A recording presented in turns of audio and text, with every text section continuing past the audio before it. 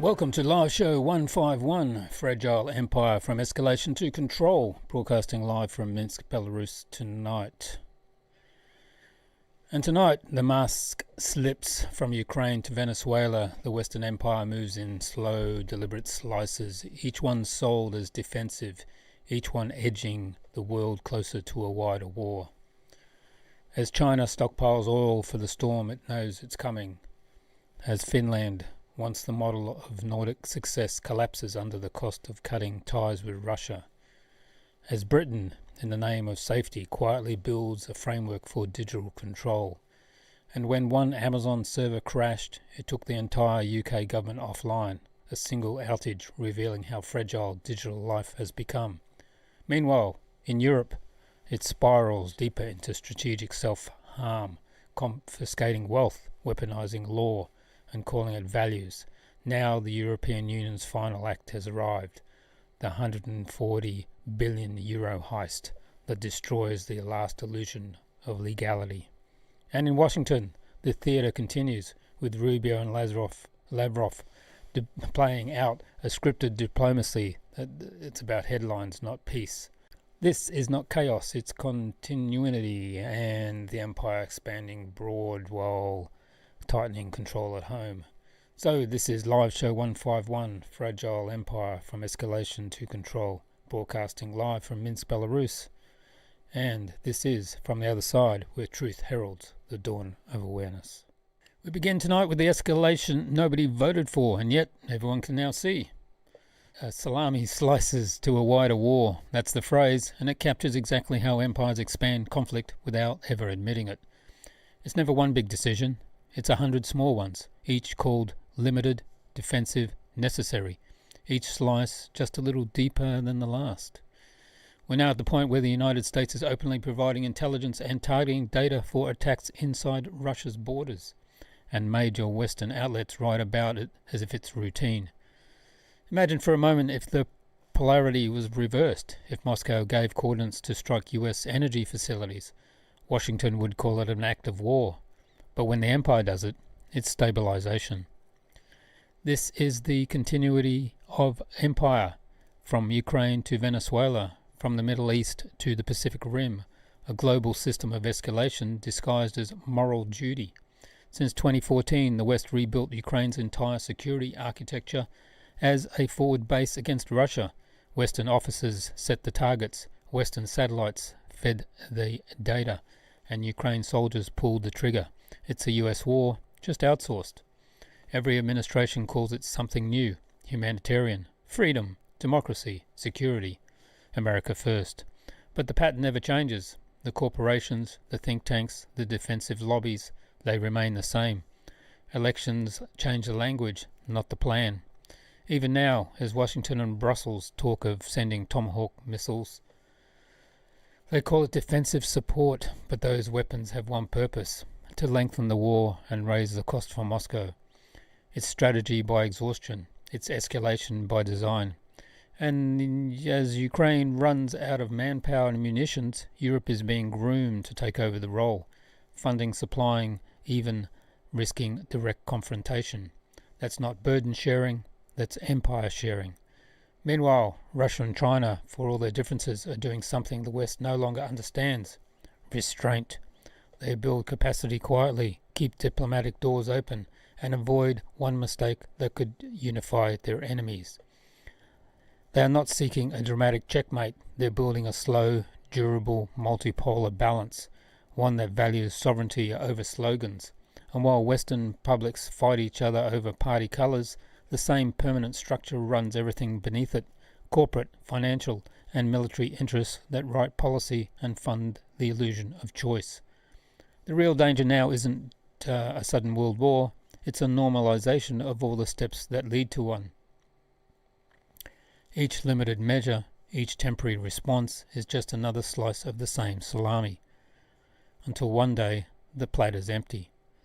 That's where we are tonight, and that's where we begin live show 151.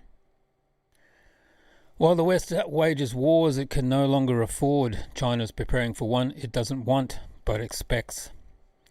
In the uneasy calm of this so-called new era of stability, Beijing is quietly stockpiling the one resource that decides whether modern nations live or collapse: oil. This isn't about speculation, it's about survival. Since the start of 2025, China has been buying crude at a historic pace, nearly 900,000 barrels per day, going straight into reservoir tanks. Officially, Beijing admits it's holding about 600 million barrels. Unofficially, analysts believe the real number could exceed 1 billion. A billion barrels quietly hidden across the state, commercial and underground storage sites. But here's the key: this time China isn't buying cheap oil to make a profit, it's buying expensive oil to buy time. This is preparation for disruption, not investment. Two choke points define China's vulnerability: the Strait of Hormuz and the Strait of Malacca. Together they carry the lifeblood of its economy, and both are increasingly unstable, from piracy in the Malacca Strait to Western naval build-ups in the Indian Ocean. Meanwhile, Washington's rhetoric has shifted, no longer talking about partnership or balance, but of containment. Trump's return to the White House has reignited full-spectrum confrontation: tariffs, tech bans, and now the threat of energy strangulation. China understands what that means, so it's moving to blunt the weapon before it's used. Pipelines through Central Asia, ports in Pakistan, refineries at home, redundancy everywhere. A global web of fallback options in the case of main arteries are cut. And in the shadows, fleets of tankers under the flags of convenience, many Russian-owned, move untracked off radar, feeding the world's biggest hidden energy reserve. This is strategic fortification, not commerce, a quiet arms race in barrels, not bombs. For the moment, the world benefits. China's demand keeps prices stable, markets calm, and the illusion of order intact. But that calm is an illusion, because every barrel China locks away is one less cushion for the rest of the world when the crisis hits. And when the crisis comes, when the tankers stop or the straits close, those reserves become both shield and sword. China won't need to fire a missile to change the balance of power, it will simply control the flow. So when Western politicians celebrate stability, China is fueling for the storm, a storm everyone else refuses to see, but one that's already forming on the horizon.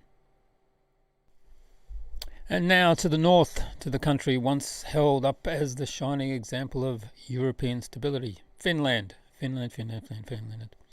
For decades, Finland was the quiet success story of the Nordic model: high living standards, low unemployment, strong industry, and reliable energy from the east. But that stability is gone. Today, Finland is in crisis. Since cutting economic ties with Russia, the country has watched its economy unravel in slow motion. Unemployment has jumped from 6% to over 10%, the highest in decades, and industrial production has fallen off the cliff. Factories are closing, construction has collapsed, and even in Helsinki, young people cannot find work. The reason? It's simple. Finland severed its access to cheap energy, logistics, and export markets that kept its economy competitive. It obeyed every EU sanction, followed every Washington directive, and in doing so, cut off the very arteries that once sustained its prosperity. The irony is brutal. The same EU states that once lectured Southern Europe about fiscal discipline are now facing the same collapse, but without the shadow economies that cushioned countries like Spain or Italy during their crisis. Even Western media is beginning to admit the obvious. Finland's pain is self-inflicted. The so-called European solidarity has become economic suicide. Factories that once exported machinery east now sits empty. Trade routes through Russia's borders, once Finland's commercial lifeline, are gone. And instead of investing in relief or rebuilding industry, Helsinki is raising defence spending and cutting social programs. It's the classic EU formula: punish your citizens to prove your loyalty to Brussels. This is what happens when geopolitics override economics, when ideology replaces pragmatism. Finland didn't just cut off Russia, it cut off its own future. See? No producer. The lesson is universal. You cannot sanction your neighbour without sanctioning yourself. Europe forgot that, and now its northern success stories have become a cautionary tale. And now let's talk about what's really happening in the United Kingdom, because the so-called Online Safety Act, the law that we were told, or the citizens there were told to protect children, isn't about safety at all. It's about control. Britain has just built itself a legal machinery for mass censorship, a framework that looks less like democracy and more like something from, as they say, Iran or North Korea. Now it's clear. Yes, the internet can be mad, a dangerous place. There are scams, fake pills, harmful content, and some people lose all common sense online. But here's the thing, you can't fix that by turning the entire country into a digital prison.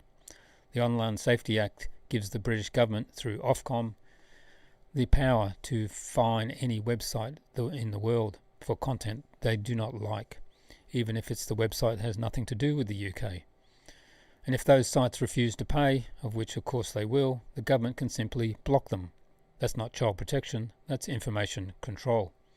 A perfect example, 4chan, an American site, fined £20,000 by Ofcom for non-compliance, plus a £100 per day penalty starting October 14th.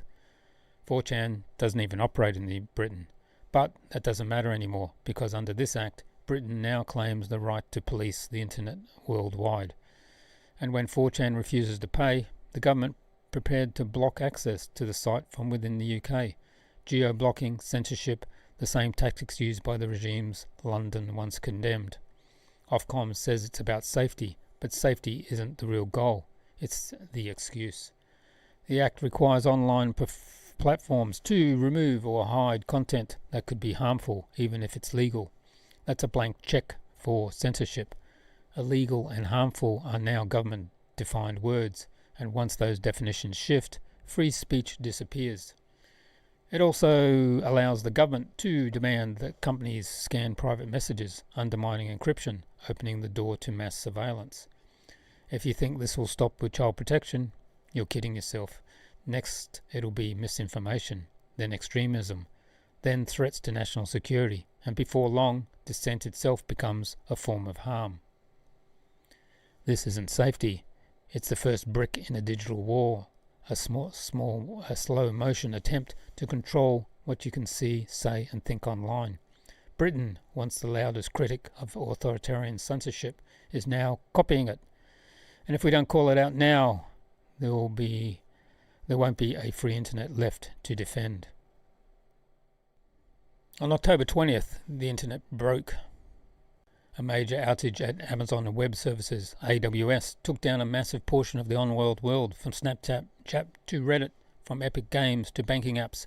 Millions were suddenly disconnected. But in the United Kingdom, the consequences went far beyond social media. Government websites, gov.uk, HMRC, and most critically, the One Login digital ID system, all went dark.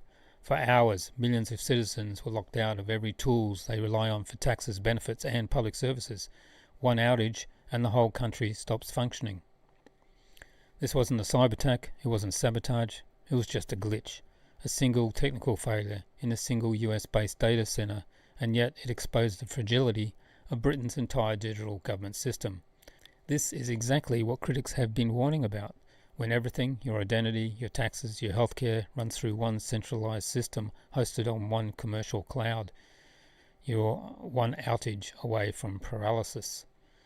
Social media exploded with warnings. One user put it bluntly: the Amazon web server is down. AWS hosts the UK government's One Login, and this is the system they want everyone to depend on.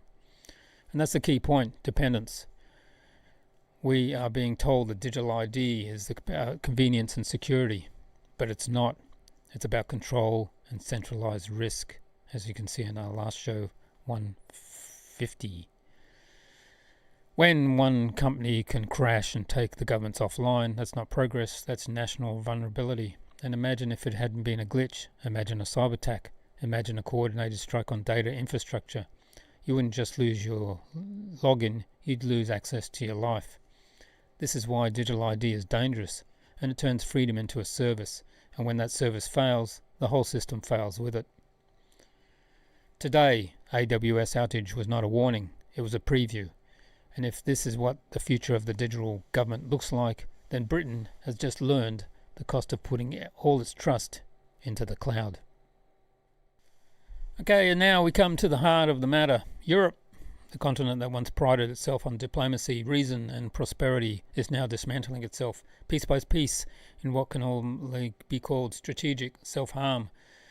Europe stands at the crossroads between economic survival and ideological obsession, but instead of choosing pragmatism, it's doubling down on war, debt and dogma. Across every major policy, from Ukraine to sanctions to trade with China, the debate has been reduced to slogans. Good versus evil. You're either with us or against us. No nuance, no realism, no questions allowed. Ask when sanctions are working. You're a traitor. Ask whether Europe can sustain this war economy. You're pro-Russian. And so the system closes in on itself while the public pays the price. This isn't democracy anymore. It's a binary trap, a morality play written by the same financial and corporate oligarchies that profit from permanent crisis.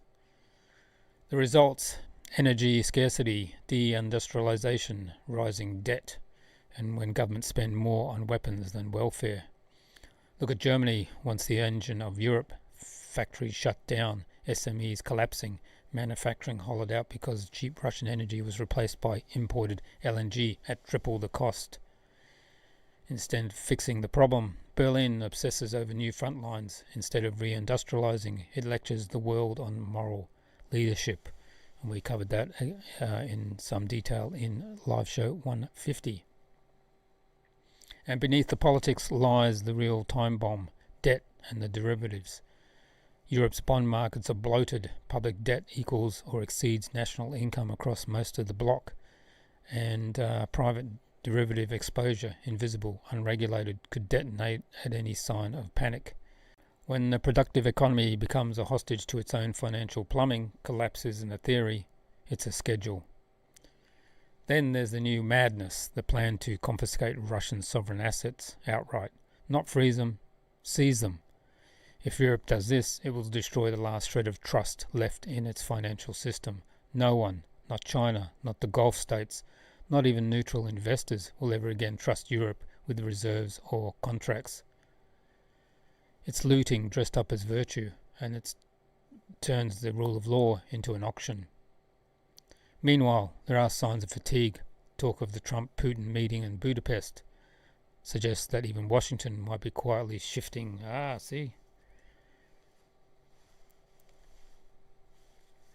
No producer. Suggests that even Washington might be quietly shifting towards transactional de-escalation, leaving Europe holding the bill for the war that can't afford and can't win. If that happens, Brussels will be exposed, trapped in its rhetoric and reality. There is a way out, but it requires courage Europe no longer seems to have. Rebuild industry, restore energy independence, renounce asset theft, normalize diplomacy, and above all, end the oligarchy capture of policies. Until then, Europe will keep mistaking collapse for progress and propaganda for leadership. Empires don't fall because they're defeated. They fall because they refuse renewal. Europe still has a choice, but time and trust are both running out. The European Union's final heist. There's a moment when an empire stops pretending, and the European Union has reached that moment. Brussels has now convinced Belgium to unfreeze 140 billion euros in Russia's seized assets and hand it over to Ukraine as compensation. That's not diplomacy, that's just daylight robbery. Von der Leyen and her chorus of unelected moralizers call this a historic act of justice. No, this is about money, not morals. Remember when they swore it was only the interest from frozen funds being used? That interest now apparently pays 5 to 8 billion euros a month. If you find a bank that pays you like that, let me know. I'll move every penny there tomorrow. Let's call it what it is. They froze it, they stole it, they spent it. And now in doing so, they've destroyed the very foundations Europe once stood for, the rule of law, the sanctity of contract, and the belief that private property actually means something. No serious investor, not a sovereign fund, not a corporation will ever trust Europe again. because once you've normalized seizure, you've become a risk. Today it's Russian money, tomorrow maybe Chinese assets, Arab capital, or even your pension fund. And one day soon, when Russia comes knocking, Belgium and the EU will face a question they can't hide from. Where's the money? The hypocrisy is staggering. Europe lectures the world about freedom and values, but behind the slogans, it loots accounts to pay for its own failures. This isn't leadership, it's panic. The EU has become a protection racket, a collection of bureaucrats who think morality is whatever they can monetize. They've traded credibility for cash, stability for spectacle, and the rule of law for political theatre. As the world shifts towards multipolarity, as BRICS rises, as trust in Western banking collapses, Europe is left holding a moral bill it can no longer pay. So yes, the European Union is finished, not because of war, not because of sanctions, but because it's financially and morally bankrupt, and the world has finally noticed. Okay, now let's cut straight through it. Marco Rubio is back in the headlines, and surprise, surprise, the same anonymous briefers inside the State Department are feeding the same old stories to the same old outlets. First, it was leaks about Trump's call with Putin. Then Trump shouted at a Zelensky story, conveniently planted through British media. And now the latest spin. Rubio won't let meet Lavrov because Russia hasn't made progress towards peace. And guess what? That exclusive came straight from, you guessed it, the State Department. Here's what's really going on. Washington doesn't want to end the war. It wants to freeze it, to lock in the lines, spin the compromise, and sell the illusion of movement. They talk about land trades, peace frameworks, and confidence measures. But what they're really actually offering Moscow is what already controls it. Not diplomacy, it's PR. Meanwhile, Russia isn't playing along. Lavrov's been blunt. The objectives of the special military operation remain unchanged. And no ceasefire or border swap is on the table. The US keeps waving the same old carrot and stick sanctions and missiles, a Cold War script which no longer works. Rubio calls Moscow intransigent. Lavrov calls Washington detached from reality. And that's about how it sums that up. There isn't the even confirmed meeting, just leaks, posturing and delay. Both sides know where they stand and neither is moving. So where does that leave us? Exactly where we started. No peace, no progress, just performance. This isn't a negotiation, it's just noise, a stage play for Western audience desperate to believe someone's steering the ship. If Washington truly wanted peace, it would stop leaking talking points and start listening to the facts on the ground. But until then, expect more leaks, more headlines, and lead nowhere, and war that stays hot while diplomacy stays frozen.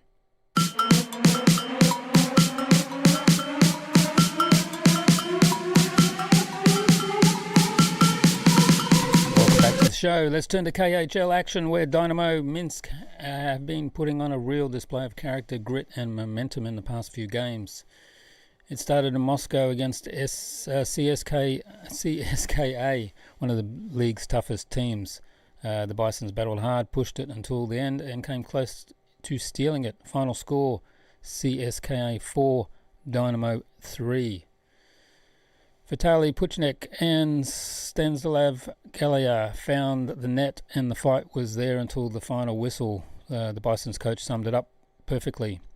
CSKA wanted it just a little bit more. Still, it was a performance full of resilience, and it showed just how close this team is to breaking through at the top level. Let's watch those goals. В связи с приходом Игоря Никитина, и не каждый нападающий или игрок. Давайте посмотрим атаку Динамо. Пышкайло, бросок, гол, 1-0. Никита Пышкайло сам сделал эту шайбу. Как он вообще бросил, мне просто непонятно, одной рукой. В периоде, но с другой стороны, где-то уже и реализации, наверное, нужно добавлять. Пинчук, бросок поворотом мимо шайбы, очень быстро возвращают обратно, и это гол. Алекс Лимош, какая важная шайба. Куэлье попадает в плечо. А вот и шестой полевой, а вот и шестой. Ну и сейчас минуту в таком формате проведет команда Квартального на площадке. Передача! И забивает Динамо. Кто там? Галиев? Then came October 22nd, and Minsk responded in style. A 4-0 shutout win against Lada, led by a masterclass from Zach Fukel, his third shutout of the season. Galiev scored twice, Anas extended his point streak, and Alex Lemonge, the American, added 1-2. It was clean, structured and confident hockey, exactly what you would want to see after a tough road stretch. And Fukel called it a step in the right direction, and you can feel that energy building again around this team. Let's watch those 4 goals. Точный пас, но шайба вернулась обратно. И тут развернуться попытался Пинчук. Добивание, гол. Сэм Эннес забивает. И забивает уже свой 10-й гол. Галиев. Лимош. Уэлле. Ну, Алекс Лимош, как быстро шайба-то ходит в касание. Ну, просто красота. 2-0 счет становится. Буквально разорвали сейчас оборону. Ну, понятно, хочется реализации, да, и это должно быть в идеале бросок и безукоризненный бросок, который становится 3-й пробойной. И, по-моему, это что, это опять Галиев? Потрясающий шанс создали, Фукалис выручил. Ну и да, и вот этот момент тоже очень классный эпизод. Но это, даже если шайба в воротах окажется, я думаю... Да, скорее всего, не засчитает. Но Лимош там подключился. Но ему такая шайба нужна. Будут брать просмотры, узнаем сейчас, но хочется... And on Friday night, it was back to business at the Minsk Arena as the Bisons faced off against the Shanghai Dragons. This one was personal after the 2 close games and losses earlier in St. Petersburg. What a night that was in Minsk Arena. Dynamo Minsk pulled off a 2-1 shootout win over the Shanghai Dragons. It was tense, tight and physical all the way through. Let's watch the goals that Dynamo scored. Нам показывают, как может забраться с этой позиции. Ну, мастер, конечно. По-моему, поверили все, включая Патрика Рыбора, что будет отдавать Эннес. У него там было 2 варианта. Кстати, да, Тихомиров. Пинчук против него. Забил. Виталий Пинчук пробивает Андрея Тихомирова. Тоже очень уверенно исполнил. Даррен Диц, вот такой выбор. Диц тоже забил.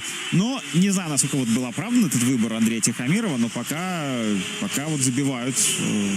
Надо забивать Рендуличу, иначе матч закончится.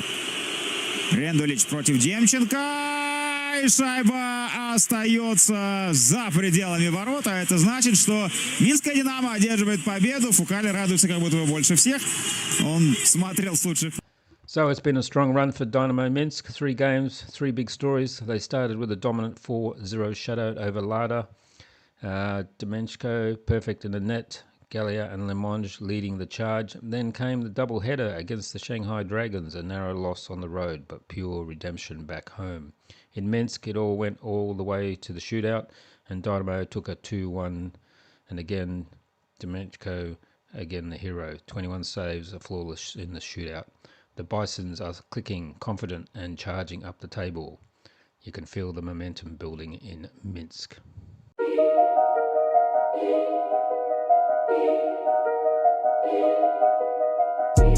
So is this collapse by design? So what have we seen tonight?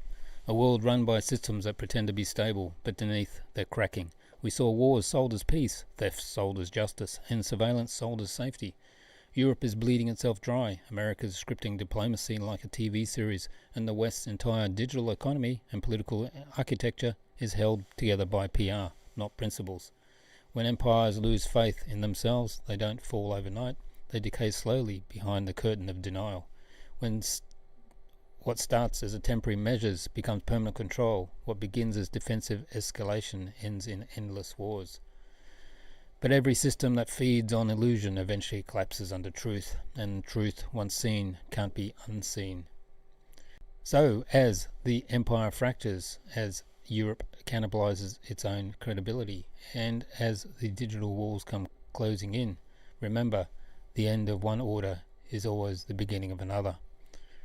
From Minsk, Belarus, this has been the From the Other Side live show 151, Fragile Empire. From escalation to control. Good night, stay awake, stay aware, and stay on the other side.